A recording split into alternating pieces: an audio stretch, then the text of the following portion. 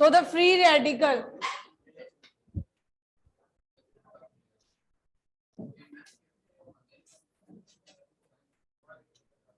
so free radical are also intermediates. Intermediate क्या होती हैं? जो शॉर्ट लिव स्पीशीज होती हैं थोड़े टाइम के लिए, या तो उनमें इलेक्ट्रॉन की एक्सेस है या they are deficient of electron.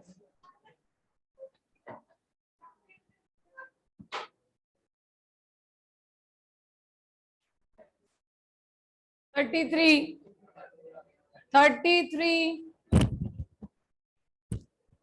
बेटे फ्री रेडिकल देखो, कार्ब के टाइम में 6 इलेक्ट्रॉन थे, फ्री रेडिकल में 7 है, but it is electron deficient again क्योंकि इसका ऑक्टेट कंप्लीट नहीं है. अगर इसकी स्टेबिलिटी की बात करें तो कार्बोकेटाइन जैसी ही होगी क्योंकि ये भी इलेक्ट्रॉन डेफिशिएंट है. समझ आ रही है? इसमें भी stability order will be tertiary, then secondary,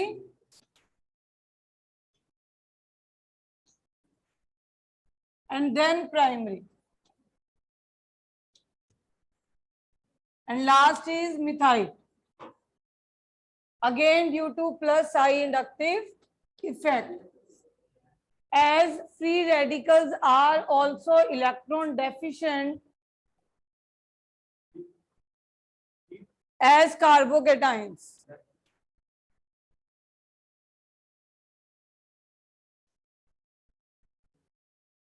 जैसे कि कार्बोकेटाइन इलेक्ट्रॉन डेफिशिएंट थे, फ्री रेडिकल्स भी बेटे इलेक्ट्रॉन डेफिशिएंट हैं, इसलिए इनकी भी order of stability tertiary, secondary, primary ही होती है. सिर्फ कार्ब एनाइन की जो ऑर्डर ऑफ स्टेबिलिटी है वो प्राइमरी, सेकेंडरी एंड टर्शरी है. समझ आ रही है? क्वालिटीज बिल्कुल सेम है, दोनों ही इलेक्ट्रॉन डेफिशिएंट है. एक के पास 6 है तो दूसरे के पास 7 इलेक्ट्रॉन्स है. समझ आ रही है? मगर फ्री रेडिकल्स की यहाँ पे आके बैठ जाओ. Asees come here, you stand up last, come here. Harshnoor क्या नाम है?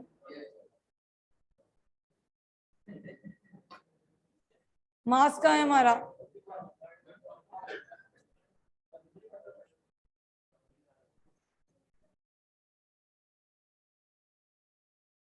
Got it? So got the 3 intermediates. The intermediates are formed in between a reaction for a short time. They are short-lived species. Either they are electron deficient or they are electron rich, but they are not electron precise. Precise का मतलब जितने चाहिए उतने नहीं होते. ठीक है? इधर लेस होंगे या मोर होंगे, तो इन्होंने किसी के साथ कंबाइन होके they will finish the reaction. Got it? Not talking about type of the reaction in organic chemistry.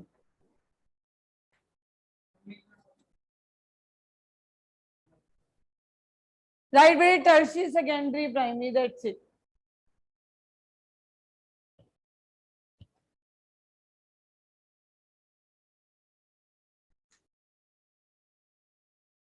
Now type, सबसे पहले बेटे substitution.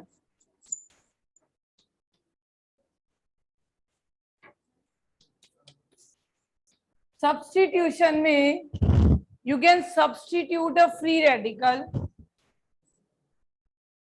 that is free radical substitution. Then you can substitute an electrophile, that is electrophilic substitution. Then you can substitute a nucleophile, that is called nucleophilic substitution. ठीक? You can substitute a free radical. उसने कर लेना पढ़ाई, तू रह देना.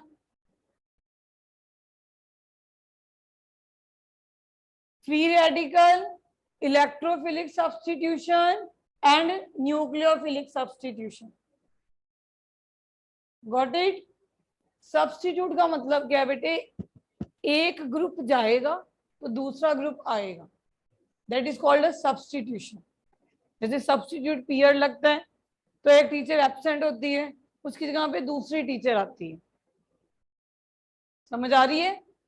अब class +1 में अगर बात करें तो ये दोनों रिएक्शंस आप करोगे, फ्री रेडिकल सब्स्टिट्यूशन आप करोगे एल्कीन्स में और इवन एल्कीन में भी। अदरवाइज एल्कीन की प्रॉपर्टी फ्री रेडिकल नहीं, ये सब्स्टिट्यूशन है, you will do addition reaction, you will do in alkanes. Electrophilic you will do in benzene aromatic compound, and in nucleophilic you will do in class 12, that is alkyl halide. ये इनकी general properties है। Alkene की अगर जब हम chemical properties study करेंगे तो सबसे इंपॉर्टेंट रिएक्शन इनकी फ्री रेडिकल सब्स्टिट्यूशन ही आएगी। जब हम बेंजीन या एरोमेटिक की स्टडी करेंगे केमिकल प्रॉपर्टीज की कि वो किस टाइप ऑफ रिएक्शन जाती हैं, तो हम बोलेंगे वो इलेक्ट्रोफिलिक सब्स्टिट्यूशन रिएक्शन जाती हैं। जब हम हेलोएल्केन्स पढ़ेंगे तो main type of reaction is nucleophilic substitution. ये नहीं कि और टाइप ऑफ रिएक्शन नहीं जाती, और भी जाती हैं, मगर these are main type of reaction जो जाते हैं। समझ आ रही है?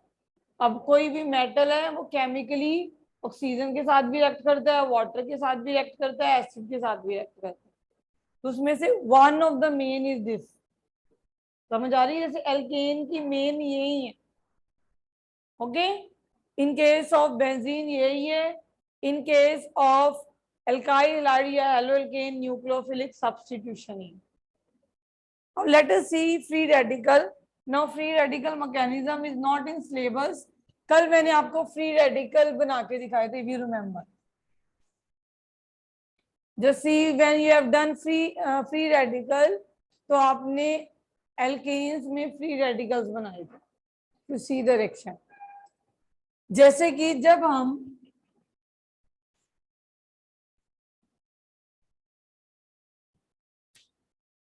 अगर मैंने मीथेन को लाइट की प्रेजेंस में क्लोरीन के साथ रिएक्ट कर दूं तो I will get methyl chloride. ये मिथाइल क्लोराइड क्यों मिला? क्योंकि इसमें फ्री रेडिकल सब्स्टिट्यूशन हुई है और ये रिएक्शन यहां नहीं स्टॉप होती। फिर मिथाइल क्लोराइड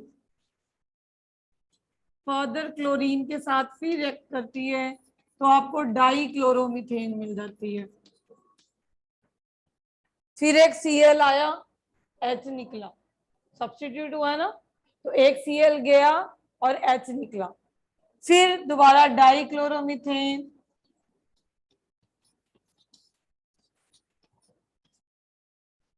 अब एक Cl और आएगा, एक H और निकल जाएगा, तो यू विल गेट क्लोरोफॉर्म।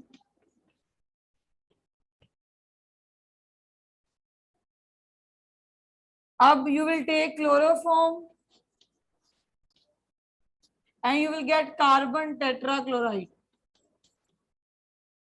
अब इन रिएक्शंस को ध्यान से देखो, हर बारी एक H निकल रहा है और एक क्लोरीन आ रहा है, means H is substituted by chlorine always।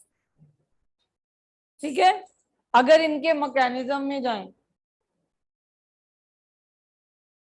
तो इसके मैकेनिज्म में हमने कल भी देखा था कि फ्री रेडिकल है। इनके मैकेनिज्म में क्या बनते हैं बेटे? फ्री रेडिकल्स बनते हैं। कैसे फ्री रेडिकल बने थे?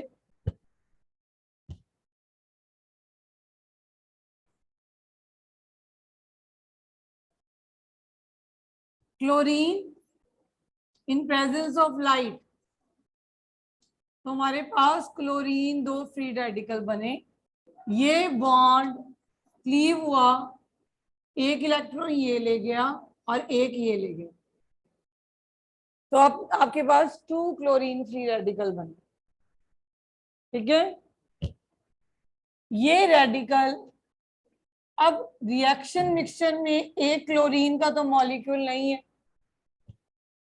रिएक्शन मान लो आरबीएफ में चल रही है, उसमें एक क्लोरीन का तो मॉलिक्यूल नहीं है ना, उसमें n number of chlorine molecule है। उनको आपने लाइट दी तो n नंबर ऑफ रेडिकल्स बने, एक रेडिकल नहीं है। समझ आ रही है? रेडिकल ही रेडिकल है उसमें। तो वैसे ही एक मीथेन नहीं है, एन नंबर ऑफ मीथेन है। तो हर मीथेन कुछ ना कुछ रिएक्शन चल रही है उस आरबीएफ में, ठीक है। और हर रिएक्शन में फ्री रेडिकल सब्स्टिट्यूशन हो रही है। Getting my point? अब ये क्लोरीन फ्री रेडिकल गया। अब ये शॉर्ट लिव स्पीशीज है क्योंकि इलेक्ट्रॉन डेफिशिएंट है, इसने ये बॉन्ड क्लीव करवाया, तो एक इलेक्ट्रॉन लेके हाइड्रोजन के साथ लग गया, तो हमारे पास क्या जनरेट हो गया? Methyl free radical. तो ये हो गया मिथाइल फ्री रेडिकल, और ये क्या बन गया? HCl। अब ये मिथाइल फ्री रेडिकल को अगर क्लोरीन एक रेडिकल मिल जाए, है ना, रिएक्शन मिक्सचर में बहुत सारे रेडिकल है, तो ये क्या बन जाएगा? Methyl chloride. बना मिथाइल क्लोराइड, क्योंकि इसके पास एक इलेक्ट्रॉन था, इस रेडिकल ये दोनों इलेक्ट्रॉन बन के क्या बन गया? बॉन्ड बन गया। तो ये क्या बन गया? Methyl chloride. मगर रिएक्शन यहां रुकेगी नहीं, क्योंकि मैंने अभी क्या बोला है कि आरबीएफ में रेडिकल्स ही रेडिकल्स हैं। एक क्लोरीन रेडिकल नहीं है कि एक ने इलेक्ट्रॉन खींचा और HCl बन गया, और एक ने इसके साथ कंबाइन हो गए मिथाइल क्लोराइड बना ली। बहुत सारे रेडिकल्स हैं, फिर कोई रेडिकल आएगा, फिर ये H निकालेगा, नेक्स्ट H। और ये जो फर्स्ट रिएक्शन है जहां से स्टार्ट हुई, ये क्या रिएक्शन है? इसे कहेंगे इनिशिएशन। क्या करेंगे? इनिशिएशन। कि ये इस स्टेप को बोलोगे आप कि इनिशिएट करवाया आपने।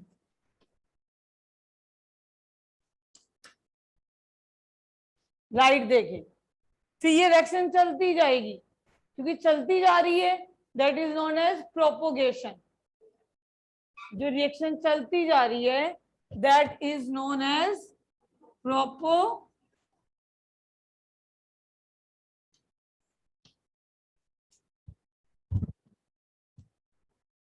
ठीक है। अब फिर से क्या होगा? मिथाइल क्लोराइड है,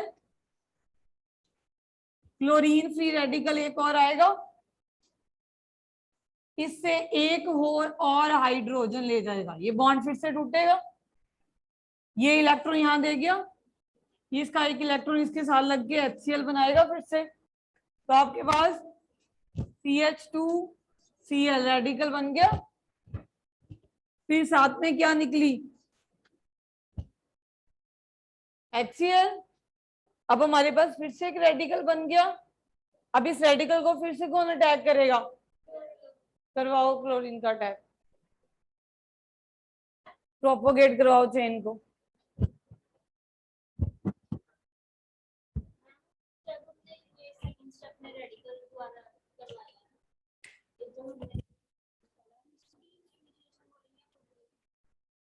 इनिशिएट तो हो चुके हैं, आपने आरबीएफ में क्लोरीन और मीथेन डाल ली, लाइट दे दी, क्लोरीन टूट गई, 100 many chloride chlorine free radical बन गए, 100 मैनी, बिलियन एंड ट्रिलियंस। वो तो इनिशिएट कर चुके हो आप, आपने तिल्ली छोड़ दी है। अब जब तक पूरे पेट्रोल को आग नहीं लगती ना, चलते रहना, ही बारी बारी नहीं आग लगाने की जरूरत।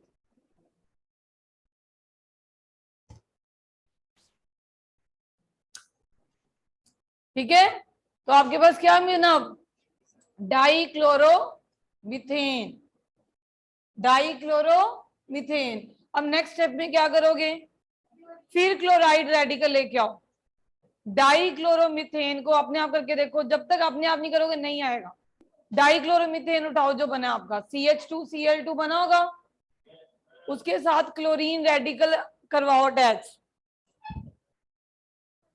उस क्लोरीन रेडिकल ने क्या करना है? उसमें से H निकाल देना है। डाइक्लोरोमीथेन को क्लोरीन रेडिकल ने क्या निकाल देना यहां से? H। अब आपके पास क्या बना? अब ये रेडिकल को कौन अटैक करेगा? Roll number 2।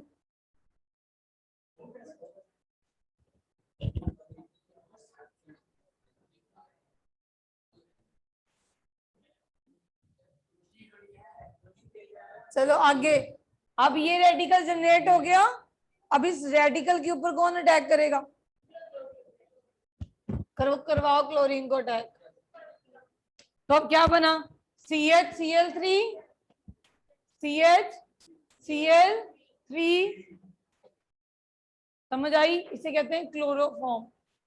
क्या बन गई? क्लोरोफॉर्म। क्लोरोफॉर्म बन गई। ये रेडिकल जनरेट हुआ था, इस पे क्लोरीन रेडिकल ने अटैक किया था, तो यू गट अ क्लोरोफॉर्म। ठीक है, अब ये क्लोरोफॉर्म से फिर से H जाएगा, निकालो फिर से H। कौन निकालेगा? Cl। तो आपके पास कौन सा रेडिकल बनेगा? CCl3। इसको फिर से क्लोरीन मिलेगी, तो कौन सा रेडिकल मिलेगा?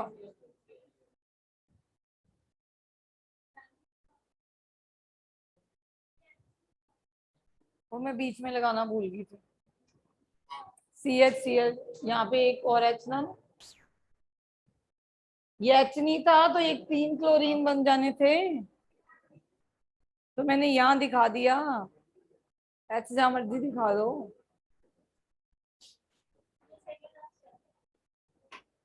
तो आपको क्या मिला? CCl4 मगर ये रिएक्शन रुकती नहीं है, ये चलती जाती है। फिर टर्मिनेट कब होगी? या तो दो मिथाइल रेडिकल आपस में लग जाएं, तो लास्ट में आप लिखते हो टर्मिनेशन। प्रोपोगेशन के बाद आती है टर्मिनेशन।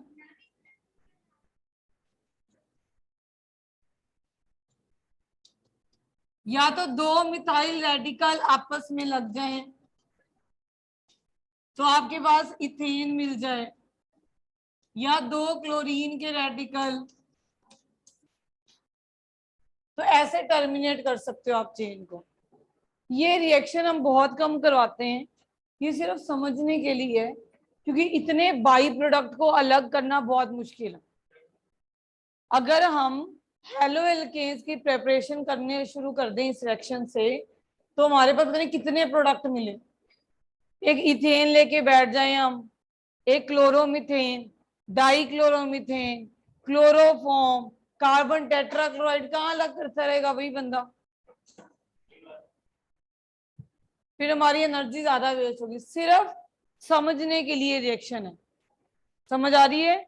इसका मैकेनिज्म अब सिलेबस में नहीं है, पर ये फर्दर आपको नॉलेज के लिए चाहिए। Reaction is not in +1 syllabus now, got it? So it was free radical substitution, in which we have seen a radical has substituted other radical. Chlorine radical आया, उसने H रेडिकल को क्या किया? Substitute. समझ आ रही है? अब आ जाओ बेटे न्यूक्लियोफिलिक सब्स्टिट्यूशन।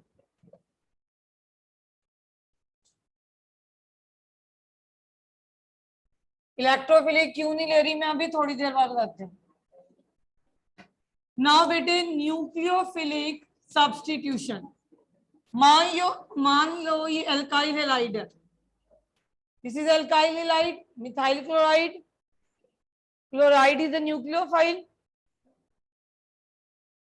अगर मैं OH नेगेटिव दे दूं रिएक्शन मिक्सचर में, OH नेगेटिव, OH नेगेटिव ये भी क्या है? एक न्यूक्लियोफाइल। ये न्यूक्लियोफाइल आके इसको अटैक करेगा, ये न्यूक्लियोफाइल निकल जाएगा। तो एक न्यूक्लियोफाइल ने दूसरे न्यूक्लियोफाइल को क्या किया? सब्स्टिट्यूट। ठीक है, that is why it is known as nucleophilic substitution. One nucleophile has substituted other nucleophile. In class 12 you will do haloalkane, अब नहीं करोगे तो आप बहुत सारे न्यूक्लियोफाइल्स लेके आओगे तब। ये सिर्फ मैंने OH नेगेटिव की एग्जांपल ली। There you will take OR negative, CN negative, NC negative, so many reactions you will do. ठीक है, in which one nucleophile will substitute halogens. These halogens that is Cl negative, Br negative, I negative, ये सब substitute होंगे दूसरे nucleophile के साथ। ये addition नहीं जा सकते क्योंकि सिंगल बॉन्ड है। एडिशन उनकी प्रॉपर्टी होती है जिनमें डबल बॉन्ड होता है, वो अनसैचुरेटेड होते हैं। जिनमें एटम्स हम लगा सकते हैं वो अनसैचुरेटेड, जिस सॉल्यूशन में आप शुगर डाल सकते हो दैट इज अनसैचुरेटेड। जो सैचुरेटेड होता है, जिसकी सारी वैलेंसीज कंप्लीट होती हैं, उनमें आप सब्स्टिट्यूट ही कर सकते हो। एक को उठाओगे तो दूसरा आएगा, समझ आ रही? अगर क्लोराइड जाएगा तो OH नेगेटिव आएगा, क्लोराइड Na के साथ। ये न्यूक्लियोफाइल अकेले नहीं आते, न्यूक्लियोफाइल कभी भी अकेले नहीं आते, ये एक रिएजेंट पूरा आता है। तो ये NaOH आएगा या KOH आएगा, तो यू विल ड्रॉ ये होगा।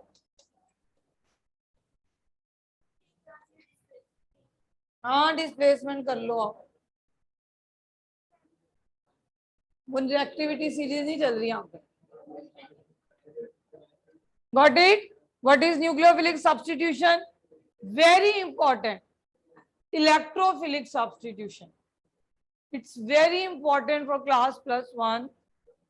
जिसको ये समझ नहीं आई, +1 की तो पूरी बेंजीन नहीं समझ आनी, और 12th की ना आपको फिनॉल ना हेलोरीन्स, कोई भी बेंजीन रिलेटेड कुछ भी समझ नहीं आना। इसलिए इसको ध्यान से समझ लो। इलेक्ट्रोफिलिक सब्स्टिट्यूशन समझ आ रही है? हाँ स्लो करवा दो।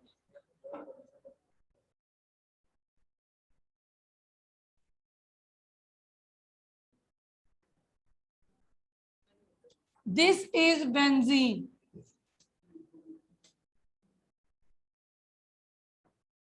बेंजीन में पाई, पहले समझो इसको। You can see 3 alternate pi clouds, you can see here.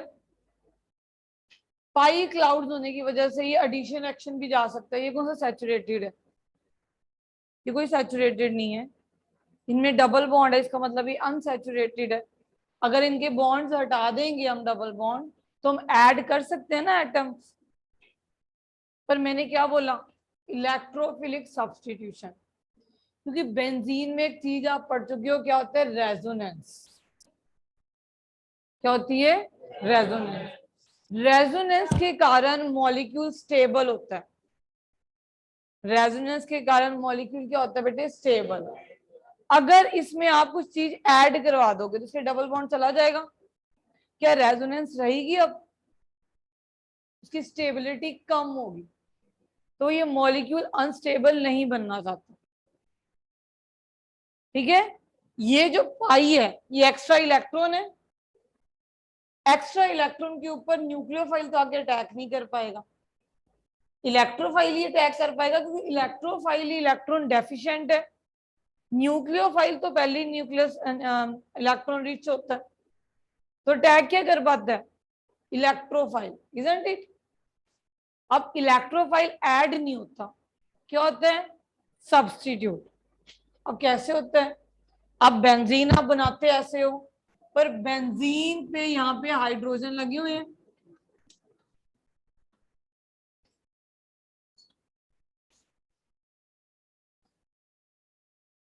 Means ये जो हाइड्रोजन है वो निकलेगा एक, उसकी जगह पे इलेक्ट्रोफाइल आएगा, that is known as substitution. अब मान लो ये इलेक्ट्रोफाइल आया, full mechanism will do in next chapter जब बेंजीन पढ़ेंगे। This is electrophile. अब इनिशियली क्योंकि ये इलेक्ट्रोफाइल है, इसको इलेक्ट्रॉन की जरूरत है, तो ये क्या करेगा? ये पाई इलेक्ट्रॉन को यूज करेगा इसके। ये यहां गया और इसने ये पाई इलेक्ट्रॉन यूज कर लिया, क्योंकि ये इलेक्ट्रॉन डेफिशिएंट है, तो ये पाई इलेक्ट्रॉन जरूर यूज करेगा, क्योंकि इसके पास खुद के पास कोई इलेक्ट्रॉन नहीं है, नहीं है। तो अब इसने इलेक्ट्रॉन यूज करे, तो ये बॉन्ड चला गया, ये बॉन्ड चला गया, ये हाइड्रोजन लगा हुआ है, ये इलेक्ट्रोफाइल लग गया।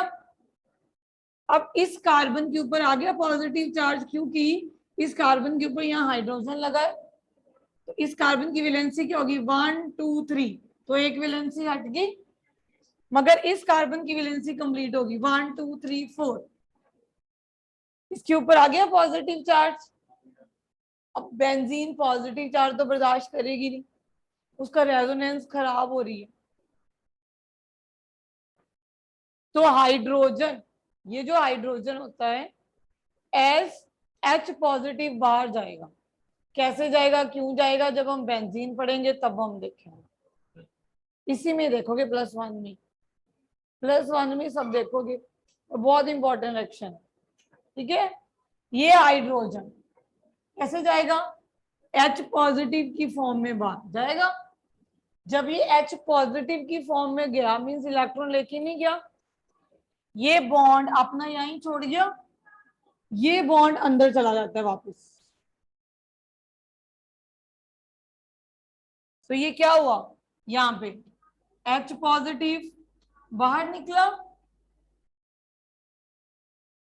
बॉन्ड वापस मिल गया, ये बॉन्ड पहले लगे हुए थे, यहाँ पे क्या हुआ, इलेक्ट्रोफाइल आके लग गया। तो ये क्या हुई, इलेक्ट्रोफिलिक सब्स्टिट्यूशन। बेंजीन में डबल बॉन्ड होते हुए भी ये इलेक्ट्रोफिलिक एडिशन नहीं जाएगी, इसकी रेजोनेंस खत्म होती है। रेजोनेंस खत्म, स्टेबिलिटी खत्म। इनिशियली ये इलेक्ट्रोफाइल को अपने पाई इलेक्ट्रॉन दे देगी जरूर, मगर फिर बेंजीन का ही हाइड्रोजन एज H पॉजिटिव निकलेगा और वो पाई इलेक्ट्रॉन वापस मिलेंगे इसको।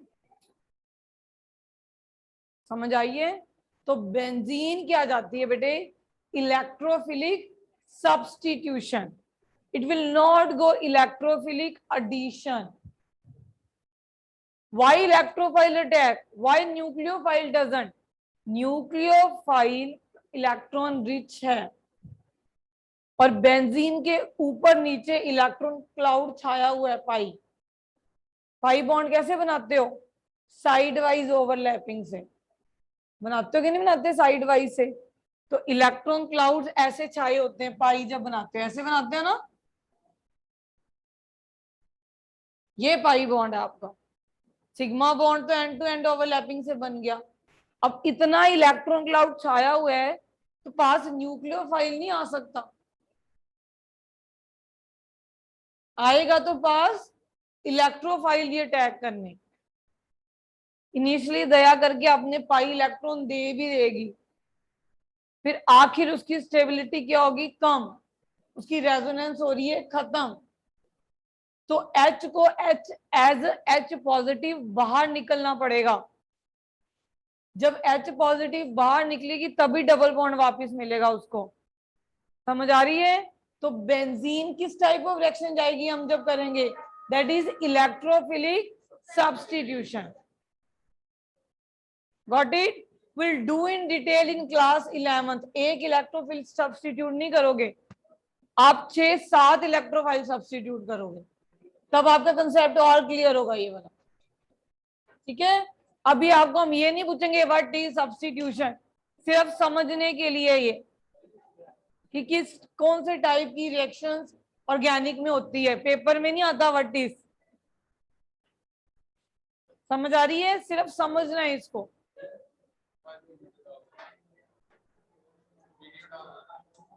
वीडियो डाल